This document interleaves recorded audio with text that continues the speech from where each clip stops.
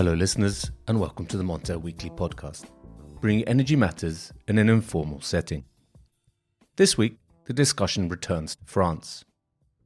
The country's nuclear fleet has been beset with problems over the past 6 months, with corrosion issues and cooling water problems hampering electricity output, and for many, a major contributory factor of soaring wholesale energy prices. The baseload front quarter contract climbed to almost €1,300 per megawatt hour, amongst fears that French reactors would be unable to meet demand in the final 3 months of the year. Prices have since slipped to €900 a megawatt hour, a level that would have been unthinkable early in the year. Helping me, Richard Sverrisson, to discuss the outlook for French nuclear availability over the coming months and much, much more is Chris Eales, editor of France at Montel. Warm welcome to you, Chris. Hello. Emeric de Vigan of Kepler. Welcome back, Emeric. Thank you very much. Good morning, everyone. And Yves of Compass Lexecon. Warm welcome to you as well, Yves. I know it's your first time on the pod.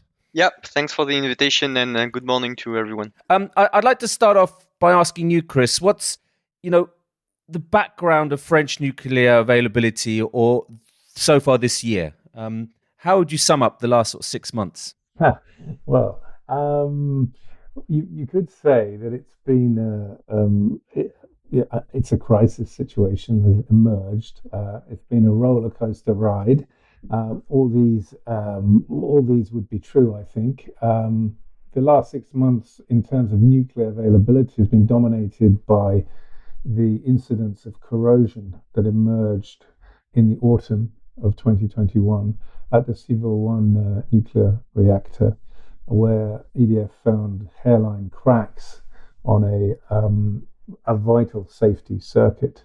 That led to more inspections, which meant they found problems elsewhere.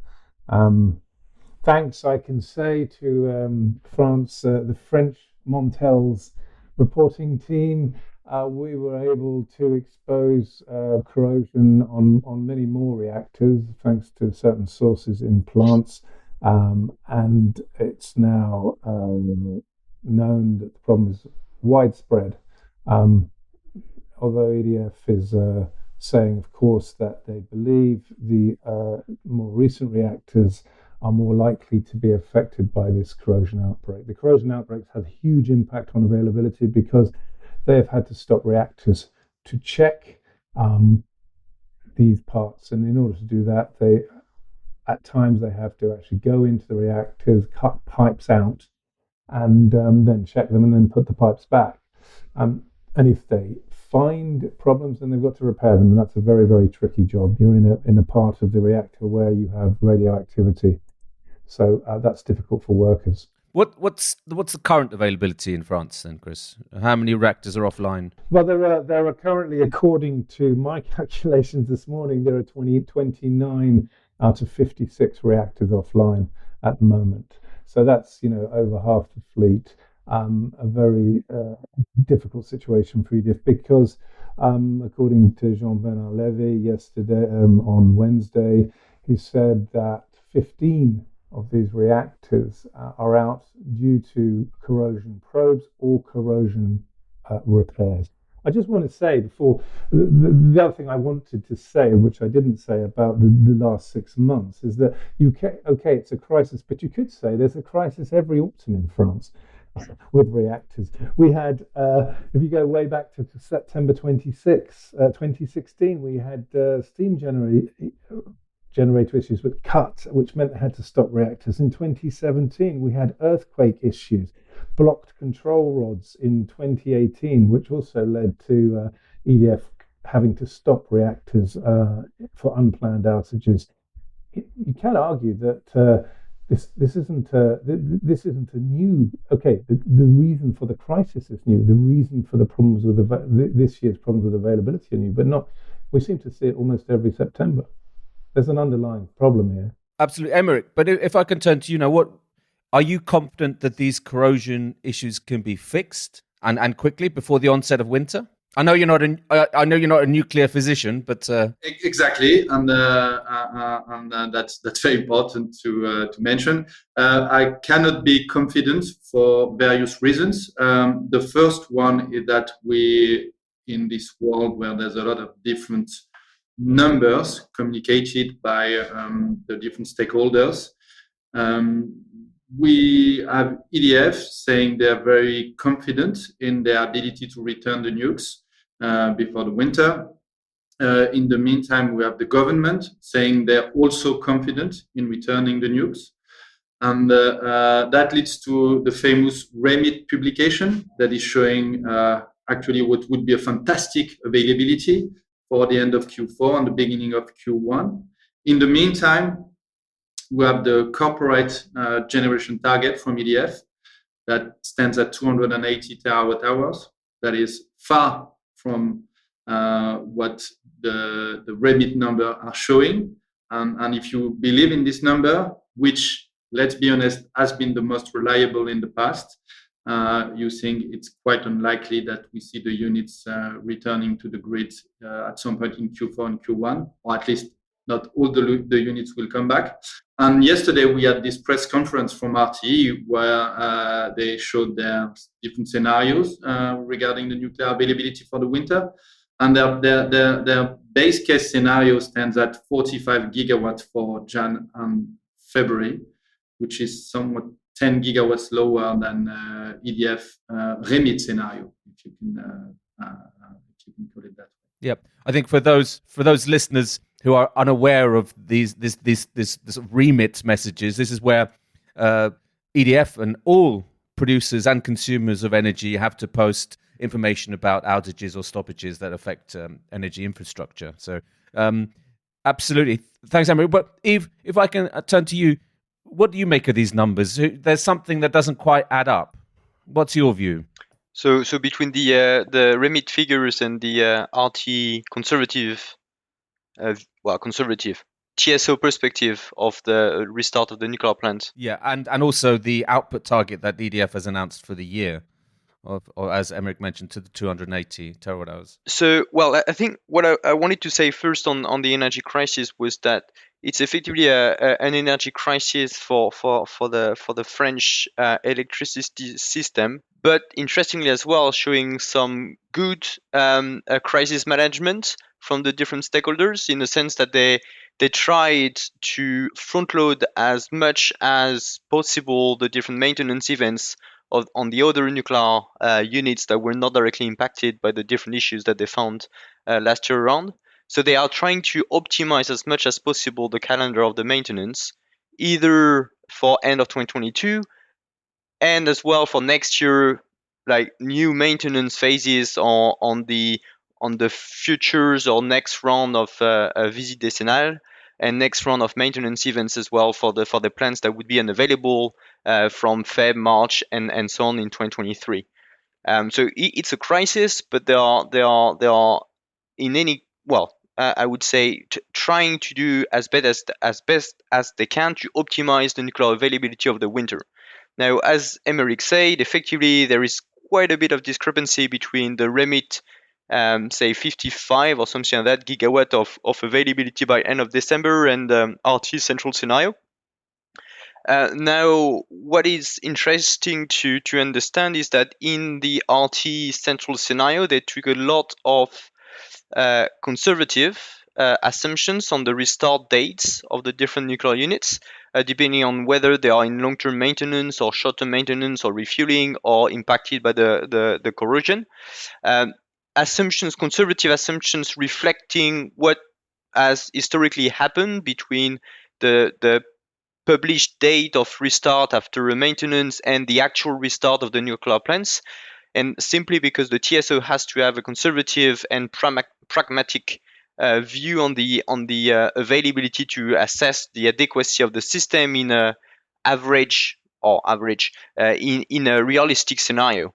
So I would say that the TSO view from RT is effectively the kind of a P50 estimate, considering the likelihood or the kind of the statistical approach that the RT uses to assess the availability of nuclear, whereas the EDF view from the operator perspective effectively is, well, trying to do as best as they can to increase and optimize the maintenance of the nuclear fleet, knowing that one of the issue for EDF is not necessarily only centralized on EDF capacities, but it's linked as well to the subcontractor availabilities to be able to run all of the maintenance and all of the necessary work for the plants to be operational.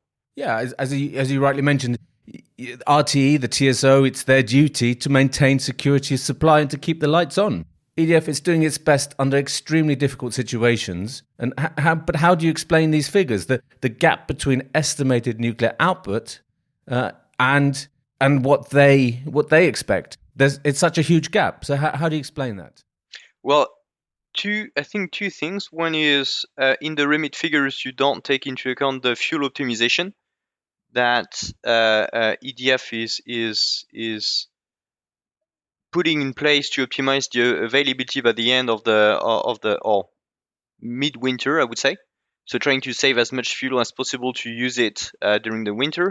And the second thing as well is all of the forced outage, which we know, for instance, I don't remember how many units are in forced outage, but you always have a couple of units which are in outage because of some unforeseen events as well. What's your response, Emeric? Do you agree with that? So one third thing is also the ancillary services. You know, the nuclear units, they do contribute to the grid stability by providing reserves. So you never see a unit running at 100% of its nominal capacity, which explains some of the difference. Now, it's clear that the difference for this coming winter for this coming winter is incredibly big, much bigger than it used to be. And that's why the market players or anyone looking at the number is not really comfortable. It doesn't seem reasonable. I mean, I fully understand the way they build a remit and the way that, yes, they can't make assumptions on the forced outages. They can't make assumptions on the way they will run down units at weekends to save fuel. But still, I mean, this year it's way too big. We and by that I mean the market players, people looking at the number, have always been used to a difference, but this year it's incredibly big. And if I can add one last thing also, that if you look at the remit number, so EDF is announcing that it will return something like 30 units to the grid within a few weeks or months.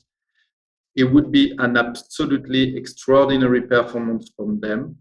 And I'm surprised that they still say they're confident in doing that without communicating what they've put in place in order to be able to achieve such an incredible performance. The EDF CEO, Jean-Bernard Lévy, said on Wednesday that he expected nuclear capacity to double to 50 gigawatts by January, much higher than the central estimate by RTE, as we said earlier. So, and as well as the restart of 32 reactors. This was also broadcast, if you like, by the French energy minister. What can be the impact of comments like that? Are they misleading or are they meaningless? They're picked up across Europe, being reported in Sweden, in Germany.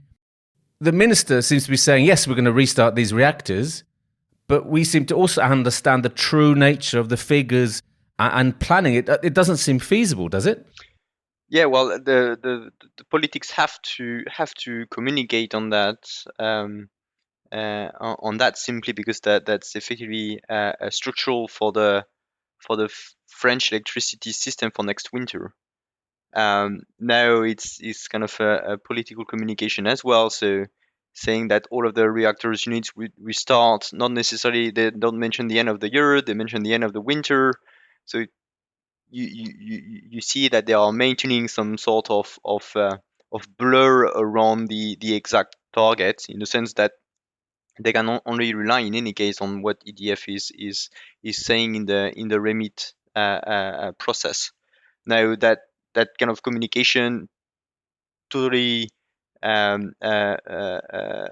avoids addressing, say, the fundamental issue that EDF is facing. So it's not only the restart of the 30 each gig units which are currently unavailable, but it's optimizing the maintenance start of the next set of units in Feb or March or April, and that's effectively working with the different subcontractors as well to make sure that the plan of restarting the units is feasible and will not hit too many operational hurdles by the end of 2022.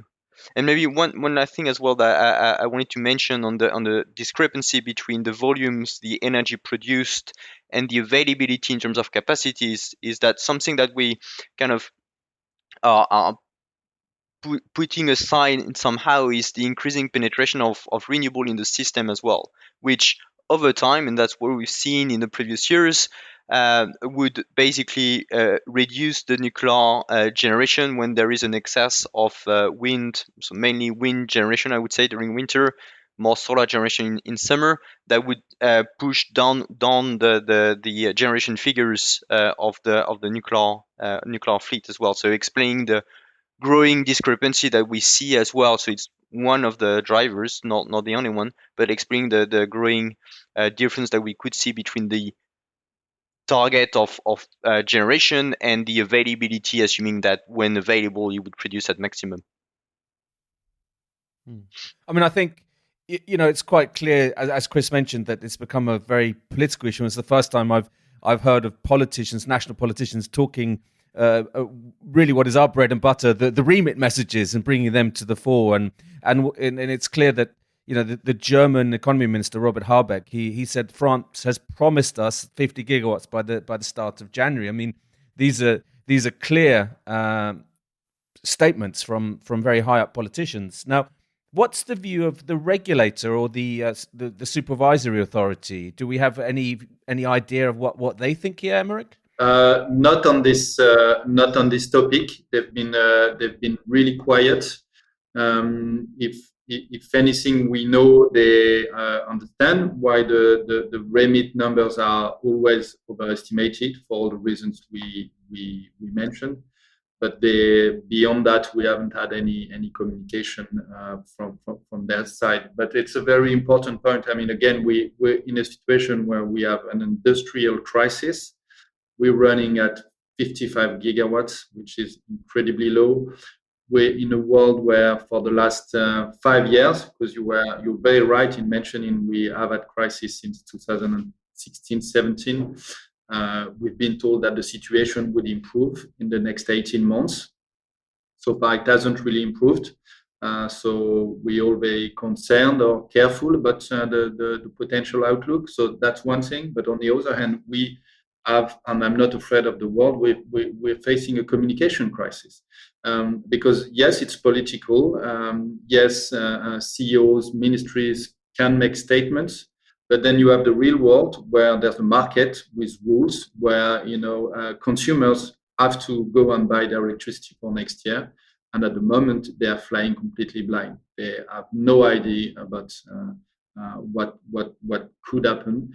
Let's be honest. And I think RT CEO yesterday was very very right in saying that, even if it's not completely in his remit, I'd say.